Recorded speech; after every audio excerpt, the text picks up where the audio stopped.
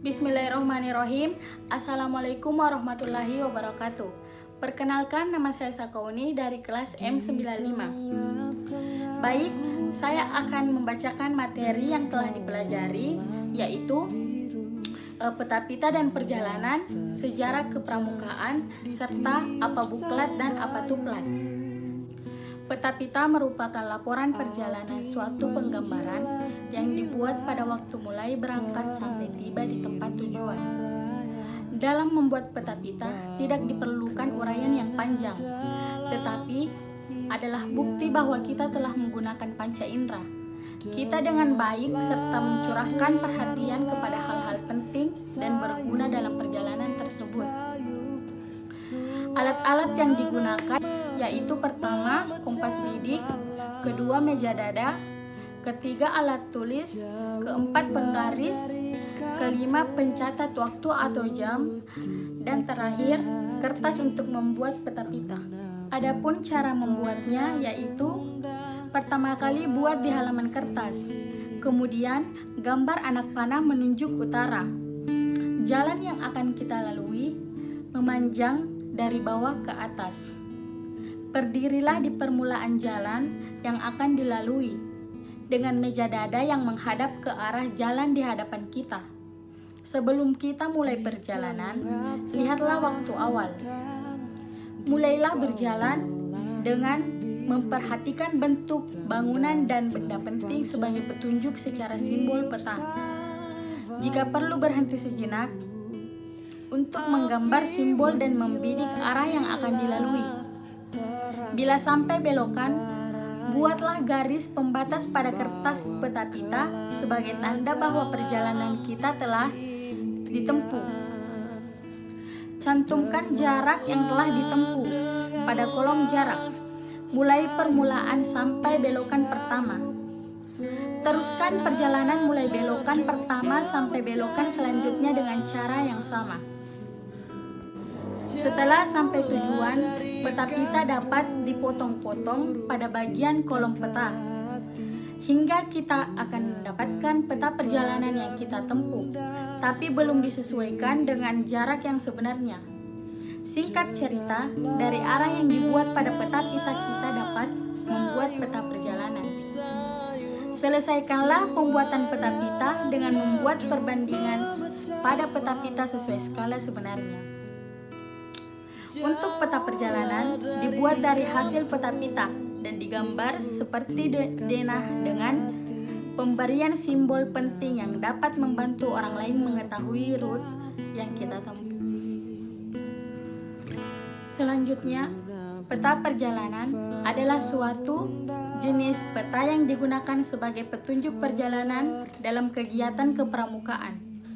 Padi dan kapas digunakan karena merupakan kebutuhan dasar setiap manusia, yakni pangan dan sandang sebagai syarat utama untuk mencapai kemakmuran yang merupakan tujuan utama bagi sila kelima ini. Baik, materi selanjutnya adalah sejarah kepramukaan. Pramuka atau Praja Muda Karana merupakan sebuah kegiatan pendidikan non-formal untuk pengembangan skill dan pembentukan karakter.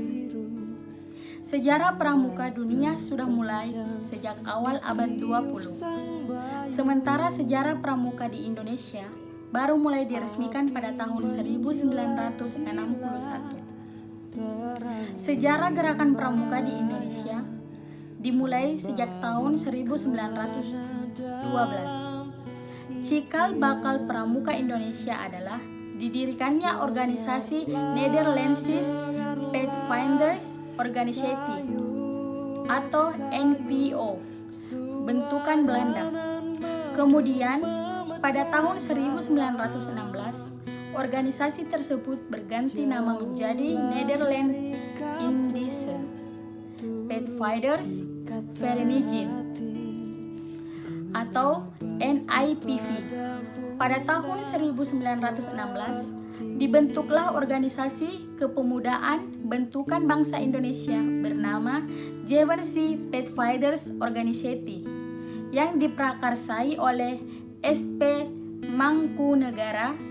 Usai peristiwa Sumpah Pemuda, kian banyak organisasi kepanduan yang dibentuk. baik bernafaskan nasionalis atau keagamaan. Setelah proklamasi kemerdekaan Indonesia, dibentuklah organisasi Pandu Rakyat Indonesia pada tanggal 28 Desember 1945 di kota Solo. Organisasi ini ditetapkan sebagai satu-satunya wadah kepanduan tempat anggota kepanduan Indonesia bernaung. Menginjak tahun 1961, telah ada sekitar 100 organisasi kepanduan Indonesia. Organisasi tersebut tergabung dalam 3 federasi organisasi, yaitu Ikatan Pandu Indonesia atau IPINDO, Persatuan Pandu Putri Indonesia atau POPINDO, dan Persatuan Kepanduan Putri Indonesia atau PKPI. Namun, menyikapi kelemahan yang ada, maka ketiga federasi tersebut bergabung menjadi satu pembentuk Persatuan Kepanduan Indonesia atau Perkindo. Pada tanggal 14 Agustus 1961, secara resmi Gerakan Pramuka diperkenalkan ke seluruh rakyat Indonesia. Tidak hanya di Jakarta, namun juga di tempat penting seluruh Indonesia. Di ibu kota Jakarta, terdapat apel besar yang diikuti oleh 10.000 anggota Gerakan Pramuka yang dilanjutkan dengan pawai pembangunan dan defile di depan Presiden dan berkeliling Jakarta. Peristiwa perkenalan yang terjadi pada tanggal 14 Agustus 1961 ini kemudian ditetapkan sebagai Hari Pramuka yang setiap tahun diperingati oleh seluruh anggota Gerakan Pramuka se-Indonesia. Baik, materi terakhir yang akan saya jelaskan adalah upabuklat dan apatuplat. Adalah serangkaian perbuatan yang ditata dalam suatu ketentuan peraturan yang wajib dilaksanakan dengan khidmat sehingga merupakan kegiatan yang teratur dan tertib, membentuk suatu tradisi dan budi pekerti yang baik. Tujuan upacara dalam Gerakan Pramuka adalah membentuk manusia yang membudi pekerti luhur sehingga menjadi warga negara Indonesia yang berjiwa Pancasila seperti tercantum dalam tujuan Gerakan Pramuka. Sebelum memulai dan sesudah melaksanakan latihan, wajib untuk melaksanakan upacara. Upacara yang dilaksanakan sebelum latihan disebut upacara pembukaan latihan atau upabuklat, dan upacara penutupan latihan biasa juga disebut dengan upatuplat.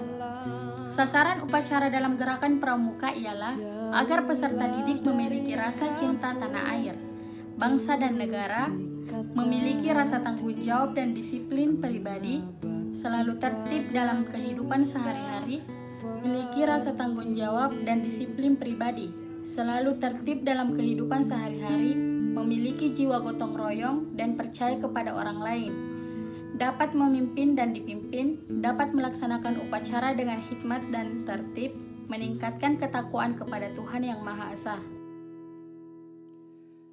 Di tengah-tengah hutan